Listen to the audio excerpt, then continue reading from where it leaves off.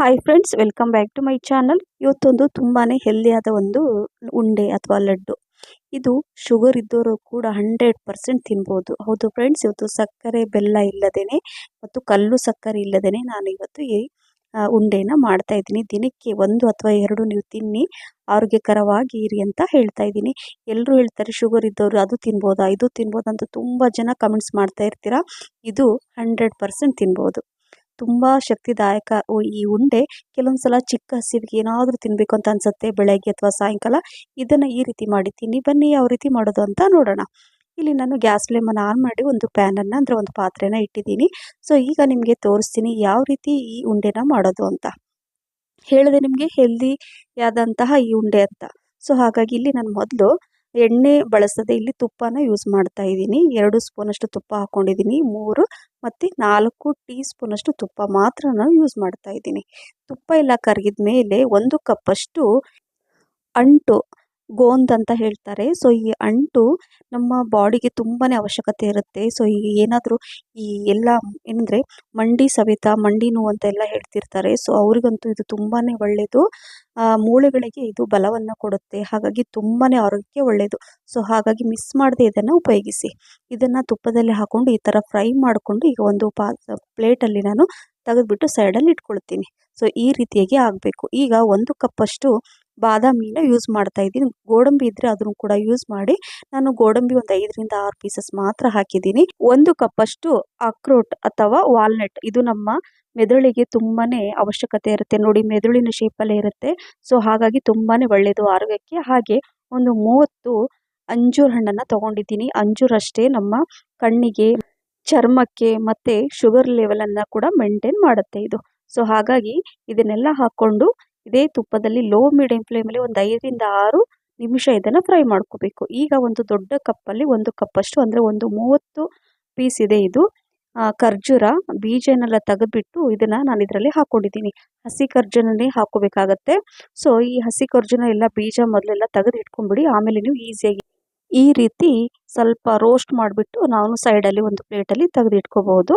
So ಈಗ ಅದೇ ಪಾತ್ರೆಯಲ್ಲಿ ನಾನು ಸೇಮ್ ಅದೇ ತುಪ್ಪ, ಮತ್ತೆ ನಾನು ತುಪ್ಪ ಯೂಸ್ ಮಾಡ್ತಾ ಇಲ್ಲ. ಮೊದಲೇನು 4 ಟೀ ಸ್ಪೂನ್ ಹಾಕಿದ್ನಲ್ಲ, ಅದೇ ತುಪ್ಪದಲ್ಲಿ 3 ಕಪ್ಪಷ್ಟು ಓಟ್ಸನ್ನು ಯೂಸ್ ಮಾಡ್ತಾ ಇದ್ದೀನಿ. ಹೌದು, ನೋಡಿದ್ರಲ್ಲ.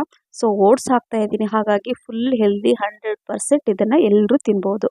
ನೋಡಿದ್ರಲ್ಲ, 3 ಕಪ್ಪಷ್ಟು ಇದನ್ನು ನಾನು ಹಾಕಿದ್ದೀನಿ. ಅಂದರೆ ಓಟ್ಸನ್ನು ಅಂದರೆ 750 ಗ್ರಾಮ್ ಅಷ್ಟು ನಾನು ಇದನ್ನು ಹಾಕಿದ್ದೀನಿ. ಸೊ ಈಗ ಇದನ್ನು ಅಷ್ಟೇ ಒಂದು 2ರಿಂದ 3 ನಿಮಿಷ ಲೋ ಮೀಡಿಯಂ ಫ್ಲೇಮಲ್ಲಿ ಸ್ವಲ್ಪ ಅದು ಹಸಿ ವಾಸನೆ ಎಲ್ಲ ಹೋಗೋ ತನಕ ಇದನ್ನು ಹುರ್ಕೋಬೇಕು ತುಪ್ಪದಲ್ಲೇ. ಸ್ವಲ್ಪ ಕಲರ್ ಚೇಂಜ್ ಆದ ತಕ್ಷಣ ನಾನು ಒಂದು ಪಾತ್ರೆಯಲ್ಲಿ ತೆಗೆದಿಡ್ತಾ ಇದ್ದೀನಿ ನೋಡಿ. ಸೊ ಈ ರೀತಿ ಮಾಡೋದ್ರಿಂದ ಏನಾಗುತ್ತೆ, ನಾವು ತಿನ್ನುವ ಉಂಡೆ ತುಂಬ ಚೆನ್ನಾಗಿ ರುಚಿ ಬರುತ್ತೆ. ಸೊ ಹಾಗಾಗಿ ನಾನು ತೋರಿಸಿದ ರೀತಿಯಲ್ಲಿ ಮಾಡಿ. ಇದು ನಿಮ್ಮ ಫೇವ್ರೇಟ್ ಉಂಡೆ ಅಥವಾ ಲಡ್ಡು ಆಗದೇ ಇರೋದಿಲ್ಲ. 100% ಇಷ್ಟಪಟ್ಟು ನೀವು ಪದೇ ಪದೇ ಮಾಡಿ ತಿನ್ನೋದಂತೂ ಗ್ಯಾರಂಟಿ. ಸೊ ಈಗ ಇದು ಸ್ವಲ್ಪ ತಣ್ಣಗಾಗಲಿ ಸೈಡಲ್ಲಿ ಇಟ್ಕೊಂಡಿದ್ದೀನಿ. ಇಲ್ಲಿ ಒಂದು ಅರ್ಧ ಕಪ್ಪಷ್ಟು ಗಸಗಸೆ ಕೂಡ ನಿದ್ರಾಹೀನತೆಗೆ ಇದು ರಾಮಬಾಣ. ಸೊ ಸೇಮ್ ಏನಂದರೆ ಅದೇ ಪಾತ್ರೆಯಲ್ಲಿ ಏನಂದರೆ ಪ್ಯಾನಲ್ಲಿ ಬಿಸಿ ಇತ್ತಲ್ವ, ಅದರಲ್ಲೇ 1 ನಿಮಿಷ ನಾನು ಹಾಕಿ ಹಾಗೆ ಸ್ವಲ್ಪ ರೋಸ್ಟ್ ಮಾಡಿ ಒಂದು ಪ್ಲೇಟಲ್ಲಿ ತೆಗೆದು ಇಟ್ಕೊಳ್ತಾ ಇದ್ದೀನಿ.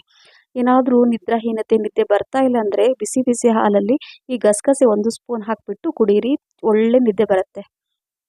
ಸೊ ಈಗ ಏನಂದರೆ ಇವೆರಡು ಡ್ರೈ ಫ್ರೂಟ್ಸ್ ಮತ್ತು ಏನಂದರೆ ಈ ಓಟ್ಸ್ ಇದೆಲ್ಲ ಸ್ವಲ್ಪ ಒಂದು 5 ನಿಮಿಷ ಅಥವಾ 10 ನಿಮಿಷ ಹಾಗೆ ಬಿಡಿ, ತಣ್ಣಗಾಗಲಿ. ತುಂಬ ಬಿಸಿದಾಗ ಮಿಕ್ಸಿ ಜಾರಲ್ಲಿ ಹಾಕ್ಕೋಬೇಡಿ.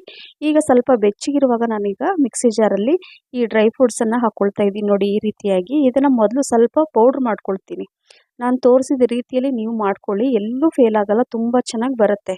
ಸೊ ಈಗ ಅದು ನೋಡಿ, ಈ ಥರ ಪೌಡ್ರ್ ಆದಮೇಲೆ ಈಗ ಒಂದು ಸ್ವಲ್ಪ ಓಟ್ಸನ್ನು ಹಾಕ್ಕೊಳ್ತಾ ಇದ್ದೀನಿ. ಮತ್ತು ಸ್ವಲ್ಪ ಈ ಗಸಗಸೆ ಕೂಡ ಇದರಲ್ಲಿ ಹಾಕ್ಕೊಂಡು ಇದನ್ನು ಮತ್ತೆ ನಾನು ಮಿಕ್ಸ್ ಮಾಡ್ಕೊಳ್ತೀನಿ. ಒಂದೇ ಸಲ ನೀವು ಓಟ್ಸ್ ಮತ್ತು ಡ್ರೈ ಫ್ರೂಟ್ಸ್ ಹಾಕ್ಬಿಟ್ರೆ ಏನಾಗುತ್ತೆ, ಅಷ್ಟು ಚೆನ್ನಾಗಿ ಫೈನಾಗಿ ಪೌಡ್ರ್ ಆಗಲ್ಲ. ಸ್ವಲ್ಪ ಫೈನಾಗೂ ಏನು ಬೇಡ, ಸ್ವಲ್ಪ ತರಿಯಾಗಿ ಬಂದರೆ ಸಾಕು. ನೋಡ್ತಾ ಇರ್ಬೋದು ನೀವು, ಈ ರೀತಿಯಾಗಿ ಬರಬೇಕು. ಸೊ ಇದು ಪರ್ಫೆಕ್ಟಾಗಿ ಬಂದಿದೆ. ಈಗ ಏನು ಮಾಡಬೇಕಂದ್ರೆ ಒಂದು ಪಾತ್ರೆಯಲ್ಲಿ ಸೈಡಲ್ಲಿ ನಾನು ತೆಗೆದು ಇಟ್ಕೊಳ್ತಾ ಇದ್ದೀನಿ.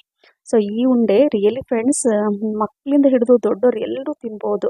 ಸೊ ಈಗ ಮತ್ತೆ ಉಳಿದಿರುವಂತಹ ಈ ಡ್ರೈ ಫ್ರೂಟ್ಸ್ ಇದೆ ಅಲ್ವಾ, ಸೊ ಅದನ್ನು ಮತ್ತೆ ಮಿಕ್ಸಿ ಜಾರಲ್ಲಿ ಹಾಕ್ಕೊಂಡು ಮತ್ತೆ ಅದೇ ರೀತಿಯಾಗಿ ಪೌಡ್ರ್ ಮಾಡ್ಕೊಳ್ತೀನಿ ಮೊದಲು. ನಂತರ ಈಗ ಮತ್ತೆ ಏನಂದರೆ ಈ ಪೌಡ್ರ್ ಮಾಡಿದ ಮೇಲೆ ಈ ಓಟ್ಸ್ ಇದೆಯಲ್ವಾ, ಸೊ ಆ ಓಟ್ಸನ್ನು ಮತ್ತೆ ಸ್ವಲ್ಪ ಅರ್ಧದಷ್ಟು ಹಾಕ್ಕೊಂಡು ಮಿಕ್ಸ್ ಮಾಡ್ಕೊಳ್ತೀನಿ. ಆವಾಗ ಏನಾಗುತ್ತೆ ಆ ಡ್ರೈ ಫ್ರೂಟ್ಸ್ ಜೊತೆ ಆ ಓಟ್ಸು ಕರೆಕ್ಟಾಗಿ ಮಿಕ್ಸ್ ಆಗುತ್ತೆ ಅಂತ ಅಷ್ಟೇ. ಮತ್ತು ಸ್ವಲ್ಪ ಗಸಗಸೆ ಕೂಡ ಹಾಕ್ಕೊಂಡು ಸೇಮ್ ಅದೇ ರೀತಿಯಾಗಿ ಎಲ್ಲ ಮಾಡಿ ನಾನು ತೆಗೆದಿಟ್ಕೊಳ್ತಾ ಇದ್ದೀನಿ ನೋಡಿ. ನೀವು ನೋಡ್ತಾ ಇರ್ಬೋದು ತುಂಬ ಚೆನ್ನಾಗಿ ಬರ್ತಾ ಇದೆ. ಕಲರ್ ಕೂಡ ತುಂಬ ಚೆನ್ನಾಗಿದೆ. ರುಚಿ ಮಾತ್ರ ರಿಯಲಿ ಅದ್ಭುತ ಅಂತ ಹೇಳ್ಬೋದು. ಸೇಮ್ ಅದೇ ರೀತಿಯಾಗಿ ಎಲ್ಲ ನಾನು ಒಟ್ಟು 3 ಟೈಮ್ ಹಾಕ್ಕೊಂಡಿದ್ದೀನಿ. ಸ್ವಲ್ಪ ಸ್ವಲ್ಪನೇ ಹಾಕ್ಕೊಳ್ಳಿ. ಸೊ ಅದೇ ರೀತಿ ಪೌಡ್ರ್ ಮಾಡ್ಕೊಂಡು ಉಳಿದಿರೋದನ್ನೆಲ್ಲ ಹಾಕ್ಕೊಂಡು ಸ್ವಲ್ಪ ಗಸಗಸೆ ನಾನು ಸ್ವಲ್ಪ ಇಟ್ಕೊಂಡಿದ್ದೀನಿ 1 ಟೀ ಸ್ಪೂನಷ್ಟು. ಈಗ ಈ ರುಬ್ಬಿರೋದನ್ನು ಮತ್ತೆ ಅದೇ ಪಾತ್ರೆಯಲ್ಲಿ ಹಾಕ್ಕೊಳ್ತಾ ಇದ್ದೀನಿ. ಹಾಕ್ಕೊಂಡು ಸ್ವಲ್ಪ ಇದನ್ನು ಚೆನ್ನಾಗಿ ಮಿಕ್ಸ್ ಮಾಡ್ಕೋಬೇಕಾಗತ್ತೆ. ಯಾಕಂದರೆ 3 ಟೈಮ್ ಹಾಕಿದ್ದೀವಿ ಮಿಕ್ಸಿ ಜಾರಲ್ಲಿ. ಸೊ ಹಾಗಾಗಿ 1 ಟೈಮ್ ನೀಟಾಗಿ ಕೈಯಲ್ಲೆಲ್ಲ ಅದನ್ನು ಮಿಕ್ಸ್ ಮಾಡ್ಕೊಳ್ಳೋಣ. ಈ ರೀತಿ ಮಾಡಿದ್ರೆ ಎಲ್ಲ ಈಕ್ವಲ್ ಆಗಿ ಅದು ಸ್ಪ್ರೆಡ್ ಆಗುತ್ತೆ ಸ್ವೀಟು. ಸೊ ಹಾಗಾಗಿ ಈ ರೀತಿಯಾಗಿ ಮಾಡಿ ನೀವು ಏನಾದರೂ ಕಡಿಮೆ ಅನಿಸಿದರೆ ನೀವು ತುಪ್ಪ ಕೂಡ ಆ್ಯಡ್ ಮಾಡಬಹುದು. ಇಲ್ಲಿ 1 ಸ್ಪೂನಷ್ಟು ಏನಾದರೂ ಗಸಗಸೆ ಇತ್ತಲ್ವ ಹುರಿದಿರೋದು, ಅದನ್ನು ನಾನು ಲಾಸ್ಟಲ್ಲಿ ಮತ್ತೆ ಹಾಕ್ಕೊಳ್ತಾ ಇದ್ದೀನಿ. ಯಾಕಪ್ಪ ಅಂದರೆ ಆ ಉಂಡೆ ತಿನ್ನುವಾಗ ಅದು ಗಸಗಸೆ ಬಾಯಲ್ಲಿ ಒಂಥರ ಕುರುಮ್ ಕುರುಮ್ ಅಂತ ಇರುತ್ತೆ. ತುಂಬ ಚೆನ್ನಾಗಿ ರುಚಿ ಇರುತ್ತೆ. ತಿನ್ನುವಾಗ ಕೂಡ ಒಂಥರ ಏನೋ ಒಂಥರ ಮಜಾ ಅನಿಸುತ್ತೆ. ಹಾಗಾಗಿ ಇದೇ ರೀತಿಯಾಗಿ ಮಾಡ್ಕೊಳ್ಳಿ. ನೋಡ್ತಾ ಇರ್ಬೋದು ಫ್ರೆಂಡ್ಸ್, ಯಾವುದೇ ಪಾಕ ಇಲ್ಲದೇ ನಾನಿವತ್ತು ಉಂಡೆನ ಮಾಡಿ ನಿಮಗೆ ತೋರಿಸ್ತಾ ಇದ್ದೀನಿ. ಪರ್ಫೆಕ್ಟಾಗಿ ಬಂದಿದೆ. ಇಷ್ಟೇ ಒಂದು ಮೀಡಿಯಮ್ ಸೈಜಲ್ಲಿ ನೀವು ಮಾಡಿಟ್ಕೊಳ್ಳಿ. ದಿನಕ್ಕೆ ಒಂದು ಬೆಳಗ್ಗೆ 1 ಅಥವಾ ಸಾಯಂಕಾಲ 1 ತಿಂತಾ ಬನ್ನಿ. ಸುಸ್ತು, ಆಯಾಸ, ಮೈಕೈ ನೋವು ಎಲ್ಲವೂ ದೂರ ಆಗುತ್ತೆ. ಹೆಲ್ದಿಯಾದಂತಹ ಈ ಲಡ್ಡು ನೀವು ಯಾವುದೇ ಬೇಕ್ರಿ ಅಥವಾ ಎಲ್ಲೂ ಕೂಡ ಸಿಗಲ್ಲ, ಈ ನಾನು ಮಾಡಿರೋಂತಹ ಈ ಉಂಡೆ. ಸೊ ಹಾಗಾಗಿ ಮನೆಯಲ್ಲೇ ಈ ರೀತಿ ಮಾಡಿ ತಿನ್ನಿ, ಆರೋಗ್ಯಕರವಾಗಿ ಇರಿ ಅಂತ ಹೇಳ್ತಾ ಇದ್ದೀನಿ. ಸೊ ಎಲ್ಲ ಉಂಡೆ ನಾನು ಈ ರೀತಿ ಮಾಡ್ಕೊಂಡ್ಬಿಟ್ಟು ನೋಡಿ ಈ ಪ್ಲೇಟಲ್ಲಿ ಇಟ್ಕೊಳ್ತಾ ಇದ್ದೀನಿ. ಎಲ್ಲ ಒಂದೇ ಸೈಜಲ್ಲಿದೆ. ತುಂಬ ಚೆನ್ನಾಗಿ ಕಾಣಿಸ್ತಾ ಇದೆ ಅಲ್ವಾ?